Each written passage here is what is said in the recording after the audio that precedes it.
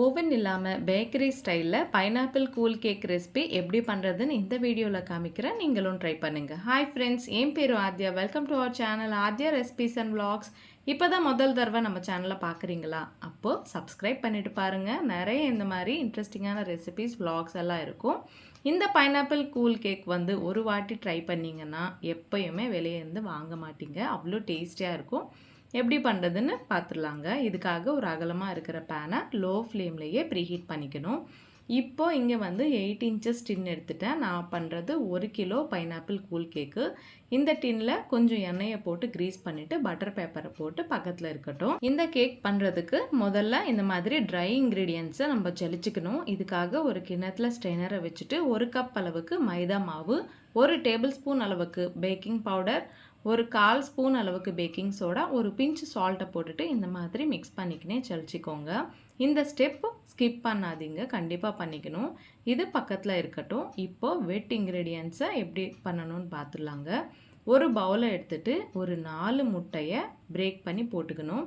இந்த முட்டை வந்து ரூம் டெம்பரேச்சரில் இருக்கணும், சில்லுன்னு இருக்கக்கூடாது. இப்போ பிளெண்டரை வச்சுட்டு இந்த முட்டை எல்லோ கலர் இருக்குல்ல, இதெல்லாம் ஒயிட் கலராக ஃபோமியாக டேர்ன் ஆகிற வரைக்கும் நல்லா பிளெண்ட் பண்ணிக்கோங்க. இப்போது இதிலையே 1 கப் அளவுக்கு சுகர் பவுடரை சேர்த்துக்கிட்டேன். நீங்கள் சுகர் சேர்க்குறீங்கன்னா ஒரு 3/4 கப் சேர்த்துக்கோங்க, கரெக்டாக இருக்கும். சுகர் பவுடர்னால் ஈஸியாக மெல்ட் ஆகிடும். ஒரு 2-3 பேட்சஸ்லேயே இந்த சுகர் பவுடர் எக்கெல்லாம் மிக்ஸ் ஆகிட்டு நல்லா ஒயிட் கலரில் வரணும். இப்போது இதிலையே ஒரு 1/4 கப் அளவுக்கு ஃப்ளேவர்லெஸ் ஆயில் இல்லைனா மெல்ட் பண்ண பட்டரை போட்டுக்கோங்க. இதெல்லாம் நல்லா மிக்ஸ் பண்ணிக்கணும். இதிலையே ஒரு டேபிள் ஸ்பூன் அளவுக்கு பைனாப்பிள் எசன்ஸை போட்டுக்கணும். உங்கள்கிட்ட பைனாப்பிள் எசன்ஸ் இல்லைனா வெனிலா எசன்ஸ் போட்டுக்கோங்க. பைனாப்பிள் ஃப்ளேவர்னால எல்லாமே பைனாப்பிளே நான் யூஸ் பண்ணுறேங்க. இப்போது ஒரு நிமிஷம் இந்த மாதிரி பிளெண்ட் பண்ணிக்கிட்டு நம்ம சலிச்சு வச்சுட்ட இந்த ட்ரை இன்க்ரீடியன்ஸை கொஞ்சம் கொஞ்சமாக சேர்த்துக்கிட்டு ஒரு ஸ்பேச்சுலா இல்லைனா விஸ்கை வச்சுட்டு ஒரே டைரெக்ஷனில் இந்த மாதிரி மிக்ஸ் பண்ணிக்கோங்க. இப்போது ஸ்பேச்சுலாவை வச்சுட்டு கட் அண்ட் ஃபோல்ட் மெத்தடில் இந்த மாதிரியே நீங்கள் மிக்ஸ் பண்ணிக்கோங்க. இந்த மாதிரி மிக்ஸ் பண்ணலன்னா ஏர் பபிள்ஸ் ஃபார்ம் ஆகிடும். இப்போ பார்த்தீங்களா, ரிப்பன் கன்சிஸ்டன்சி வரணும். இப்போ முன்னாடியே ப்ரிப்பேர் பண்ணிவிட்ட இந்த டின்னில் இந்த பேட்டரை வந்து ட்ரான்ஸ்ஃபர் பண்ணிடலாம்.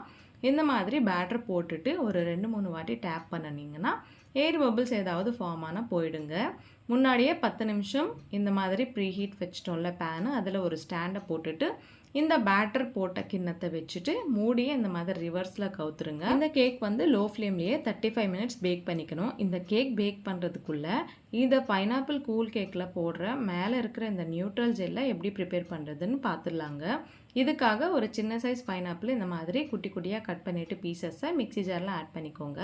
இதே மிக்சியில் நான் சுகரை வந்து கிரைண்ட் பண்ணேன், அதனால தான் அதே மிக்சியில் போட்டுறேங்க. இதுலேயே ஒரு சின்ன டம்ளர் தண்ணியை ஊற்றிட்டு இந்த பைனாப்பிள் ஜூஸை வந்து நம்ம எடுத்துக்கணும். மேலே கொஞ்சம் தண்ணியை ஊற்றிட்டு இந்த மாதிரி பல்பெல்லாம் செப்பரேட் பண்ணிவிட்டு ஜூஸை வரைக்கும் எடுத்துக்கலாங்க. இந்த ஸ்டெப் பண்ணுறதுக்கு நீங்கள் ஜூஸ் ஷாப்லேருந்து பைனாப்பிள் ஜூஸ் கூட வாங்கி பண்ணலாம். இதுலேயே ஒரு 3-4 ஸ்பூன் வரைக்கும் சர்க்கரையை போட்டுக்கணும். போட்டுட்டு இப்போ ஸ்டவ் மேலே வச்சுக்கோங்க. இந்த சர்க்கரை எல்லாம் மெல்ட் ஆகணும். இதுக்குள்ளே ஒரு கிண்ணத்தை எடுத்துட்டு இதிலையே ஒரு 2 ஸ்பூன்ஸ் அளவுக்கு கார்ன்ஃப்ளவர் மாவை சேர்த்துக்கலாம். இதில் கொஞ்சம் வாட்டரை சேர்த்துக்கிட்டு இந்த மாதிரி கொஞ்சம் கலரி விட்டுட்டு பக்கத்தில் இருக்கட்டும். இப்போது நல்லா சுகர் வந்து மெல்ட் ஆயிடுச்சுங்க. இதிலையே கார்ன்ஃப்ளவர் மிக்ஸை கூட ஆட் பண்ணுறதுக்கு முன்னாலேயே ஒரு கிண்ணத்தை எடுத்துட்டு ஒரு 5-6 ஸ்பூன் வரைக்கும் இந்த பைனாப்பிள் ஜூஸை எடுத்து வைங்க. அது என்ன பண்ணுறதுன்னு அப்புறம் சொல்கிறேன். இப்போது இதிலே கார்ன்ஃப்ளவர் மிக்ஸ் ஆட் பண்ணிவிட்டு உங்களுக்கு பிடிச்சா எல்லோ ஃபுட் கலரை ஆட் பண்ணிக்கோங்க. சேம் வெளியே வாங்குற மாதிரி வரணுன்னா ஃபுட் கலர் கம்பல்சரியாக ஆட் பண்ணணும். இதுலேயே ஒரு 1/2 ஸ்பூன் அளவுக்கு பைனாப்பிள் எசன்ஸை சேர்த்துட்டு இது ஒரு 2 நிமிஷம் இந்த மாதிரி கொதித்த பிறகு கொஞ்சம் திக்காக வரும். அப்போ ஸ்டவ் ஆஃப் பண்ணிவிட்டு இதெல்லாம் கூட கம்ப்ளீட்டாக ஆறணுங்க. இந்த கேக்கு எதுவுமே சூடாக இருக்கக்கூடாது. இப்போது முன்னாடியே எடுத்து வச்சோம்ல இந்த பைனாப்பிள் சிரப் வந்து அதிலேயே ஒரு ஸ்பூன் அளவுக்கு சுகர் பவுடரை சேர்த்துட்டு இன்னும் கொஞ்சம் தண்ணியை ஆட் பண்ணிக்கினீங்கன்னா உங்களுக்கு சுகர் சிரப் வந்து ரெடி ஆயிடுச்சு. இது பக்கத்தில் இருக்கட்டும். இப்போது ஒரு 30 to 35 மினிட்ஸ் ஆயிடுச்சுங்க. ஒரு வாட்டி மூடியை எடுத்துட்டு டூத் பிக்கால் செக் பண்ணுங்கள். மாவு ஒட்டலைன்னா கேக் பேக் ஆகிடுச்சு. இது கூட கூல் ஆகட்டும்.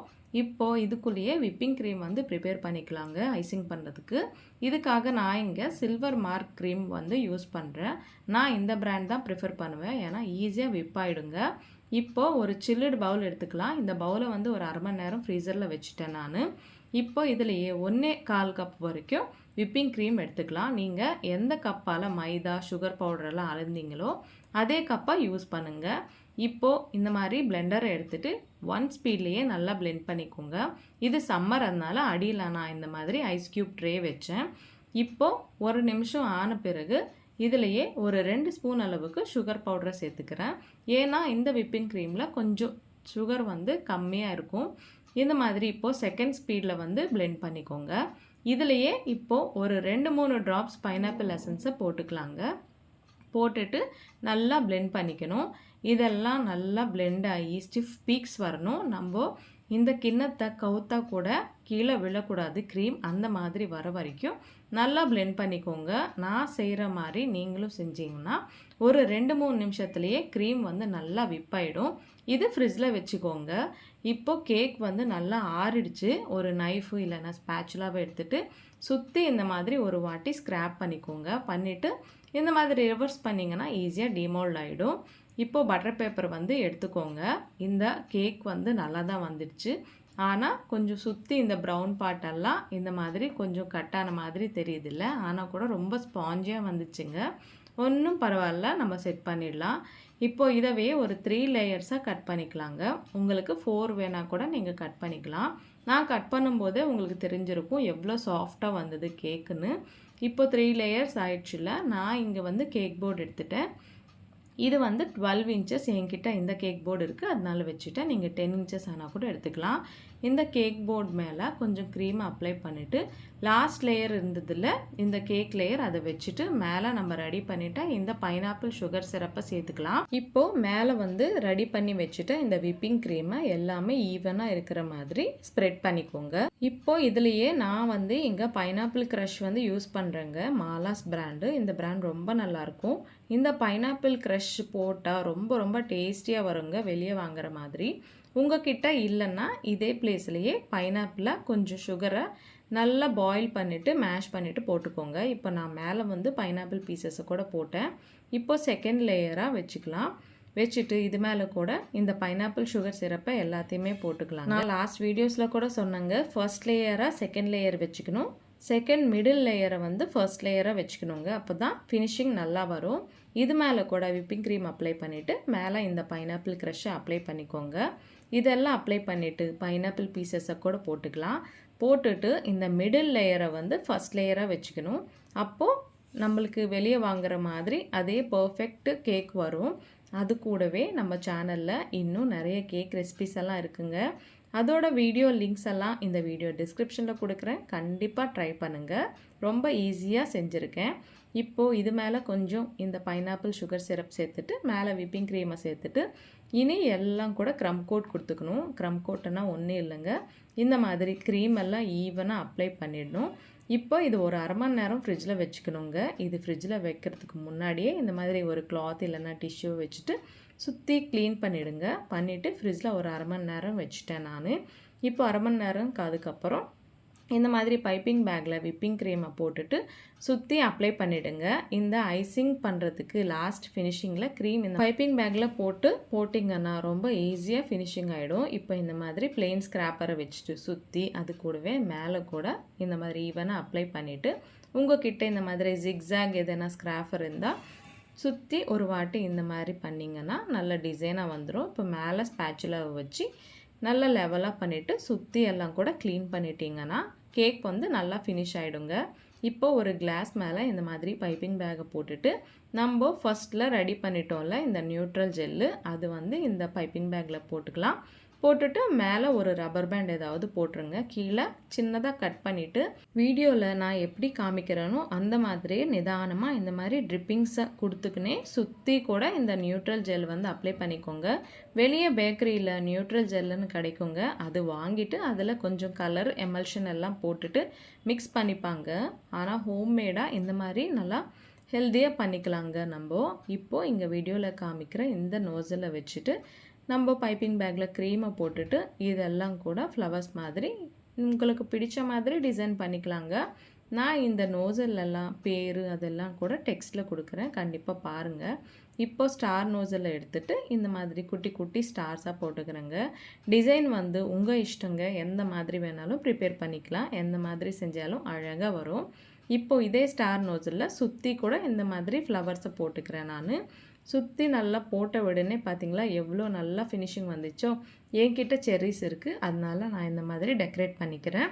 செர்ரிஸ் இல்லைன்னா கூட நல்லா தான் இருக்கும். இப்போ நான் வந்து இந்த க்ரீம்லேயே கொஞ்சம் எல்லோ கலரை மிக்ஸ் பண்ணிவிட்டு இந்த ஸ்டார் நோஸில் வச்சு குட்டி குட்டி ஸ்டார்ஸாக விட்டுட்டேன். இப்போ லாஸ்ட்டில் இந்த ஃபினிஷிங் பண்ணுறதுக்கு பைப்பிங் பேக்கில் நியூட்ரல் ஜெல் போட்டோம்ல, நம்ம ப்ரிப்பேர் பண்ணது அதை சுற்றி போட்டுக்கிறேன். போட்டால் நல்லா ஃபினிஷிங் வரும். என்கிட்ட எடிபிள் பால்ஸ் இருக்கும், அதுவும் போட்டுக்கிட்டேன். எல்லாமே போட்ட பிறகு பார்த்தீங்களா எவ்வளோ நல்லா ஃபினிஷிங் வந்துச்சு. இப்போ இந்த கேக்கை 1 ஹவர் இல்லைனா 2 ஹவர்ஸ் ஃப்ரிட்ஜில் வச்சுட்டு அதுக்கப்புறம் கட் பண்ணுங்கள். இந்த கேக் வந்து எவ்வளோ கூலாக இருக்குமோ சாப்பிடும்போது அவ்வளோ டேஸ்டியாக இருக்குங்க. அவ்வளோதாங்க, பீசஸ் கட் பண்ணிவிட்டு சர்வ் பண்ணி பாருங்கள். எந்த பேக்கரியிலேருந்து வாங்கினேன்னு கேட்பாங்க. கண்டிப்பாக இந்த கேக் ஹோம்மேடுன்னு யாருமே நம்ப மாட்டாங்கங்க. கண்டிப்பாக இந்த ஈஸி பைனாப்பிள் கூல் கேக்கை ட்ரை பண்ணி எப்படி இருந்ததோ எனக்கு கமெண்ட்டில் சொல்ல மாத்திரம் மறந்துடாதீங்க. இந்த வீடியோ உங்களுக்கு பிடிச்சிருக்குன்னு நம்புகிறேன். பிடிச்சா லைக் பண்ணிவிட்டு போங்க. உங்கள் ஃப்ரெண்ட்ஸ் அண்ட் ஃபேமிலிக்கு இந்த ரெசிபியை கண்டிப்பாக ஷேர் பண்ணுங்கள். இனி நம்ம சேனலில் என்ன ரெசிபி போட்டால் நல்லா இருக்குமோ கூட கமெண்ட்டில் எனக்கு சொல்லுங்கள். மறுபடியும் இன்னொரு இன்ட்ரெஸ்டிங்கான ரெசிபியுடன் உங்களை சந்திக்கிறேன். அது வரைக்கும் சைனிங் ஆஃப் உங்கள் ஆத்யா. பாய் பாய். தேங்க்ஸ் ஃபார் வாட்சிங்.